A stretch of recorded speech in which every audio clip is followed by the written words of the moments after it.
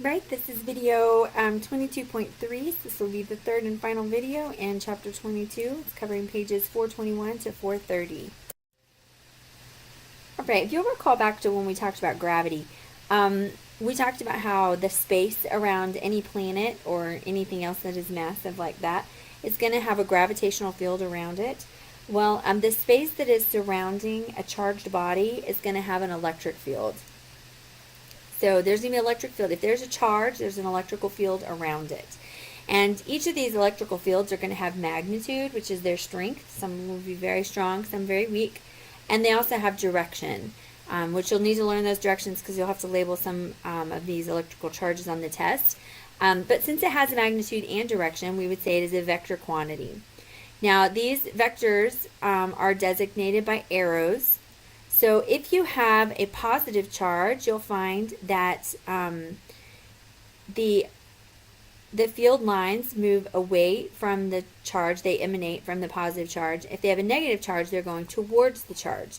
Now, if the lines are far apart, then it is weak, and if the lines are close together, it is strong. That's how you would draw it.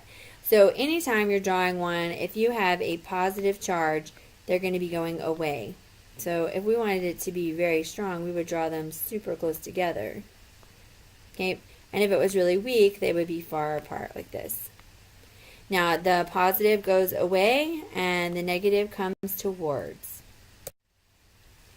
So these fields, sometimes they can feel disturbances. So that's how a charge knows that it's moving. So kind of picture it like the like if everybody had a big bubble around them and you were trying to move around, you would know your neighbor is moving because you can feel them moving because it affects your space around you. So that's how they know they're moving, is that field disturbance. You know your partner's moving when you feel the field move. When we talk about electricity or a current, that is how current is moved along, is that one charged body's field interrupts another charged body and they pass it on down the line, and that's where we get electricity. Now, electric shielding, you can shield yourself from an electrical current. So it's one of the huge differences between electrical field and gravitational fields, is that you can shield yourself from electrical fields. You cannot shield yourself from gravity. There is no such thing as being able to shield from gravity. You can't get out there and shield yourself from it. But you can shield yourself from electrical fields, which is a really important thing, especially if you're out driving around during a thunderstorm, where we talked about lightning as being a discharge between the negative and the positive charges that are building up in the environment.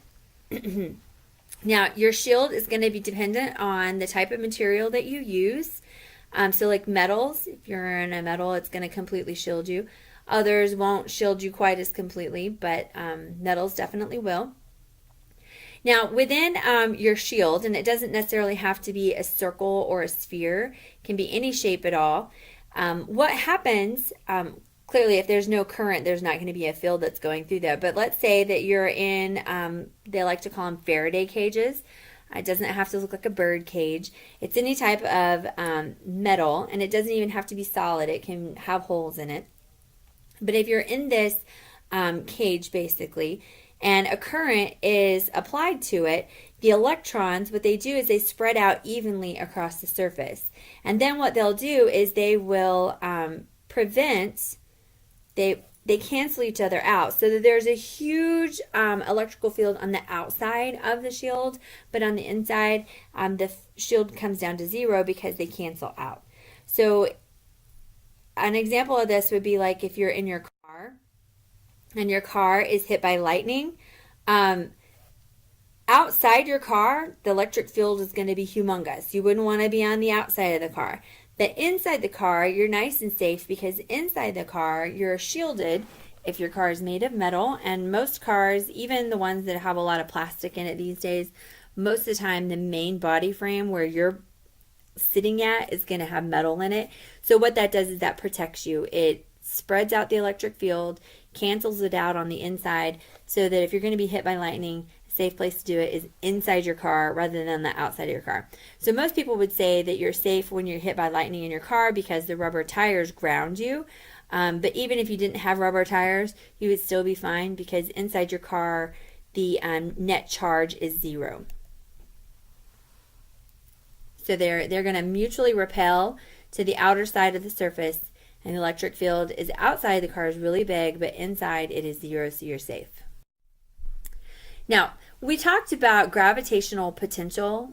Things have potential energy based on their position, so that if you drop a book that you're holding in the air, it has got potential energy. Well, electricity can also have electric potential, so we would call that electric potential energy. And when we talk about this, the unit of charge is going to be electric potential. So it's just as a energy, it has potential energy based on its position in an electrical field. Okay, so this electric potential is known as voltage. That's what we call it. So when we talk in the next chapter about a circuit and how you push charge through a circuit, you need voltage to do that. It's because you have to have a difference in electric potential, which we'll get into in the next chapter. Now you can store electric energy, which is good. That's what a battery does. Basically, what they're going to be using is a capacitor. So this is going to be a storage device, and usually what happens is you have 2 conducting plates that are placed near one another but not touching. You attach a battery to them so that your positive plate collects positive charges, your negative plate collects negative charges. It will continue charging this way until the difference between the positive and the negative of the plates is equal to the difference between the positive and negative of your battery terminals. Once you've gotten that far, then the energy is stored in the capacitor. And where it is stored is stored in the electric field between the plates, because your 2 charges, your positive and your negative, they're creating electrical fields. So there's a field in between the plates, and that's where the energy is stored. And that energy comes from the work required to charge it. So you put a lot of work and effort into charging the plates, and that's where the energy comes from. So this would be like an example of it. So you have your plates, your voltage here, which is your potential difference, is charging the positive one, and this side you're charging the negative.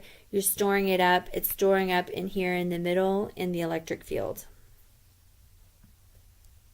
Now what this looks like is with they can keep them, they can make them really small, and they can kind of roll them up on themselves and fit them inside a little it's what we would call a battery. They fit them into a little tube so that they're easy to carry around. So this really fun device is called a Van de Graaff generator. It is pretty commonly found in science laboratories. When you go to college, there may be one there. I've asked for one. I don't think they'll ever let me get one. They can be kind of big, and they are quite expensive. But this is one of the machines. So like in old movies, they would have mad scientists, and they would have their lightning machine. You can do that with a Tesla coil, or you can also do it with a Van de Graaff generator. What these things do is they will build up quite a bit of charge on their surface. So I want you to think about what happens when you brush your hair during the winter and it's really dry. You build up a lot of static charge, right, from the brush, from the friction. So what a Van de Graaff generator has in it, it has this sphere here. You can see what it might look like there. And inside you've got these little brushes, and they are brushing up against this conveyor belt, basically. And what they do is they collect the charges. So in this diagram, it's showing that it's collecting the positive charges on the outside of the sphere, and it's collecting the negative charges in the discharge wand. I don't even know what that's called.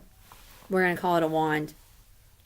So what will happen is when you turn it on and it starts to build up the charge, if you're already touching it, you're not going to get electrocuted like this little girl. She's not getting electrocuted or shocked right now.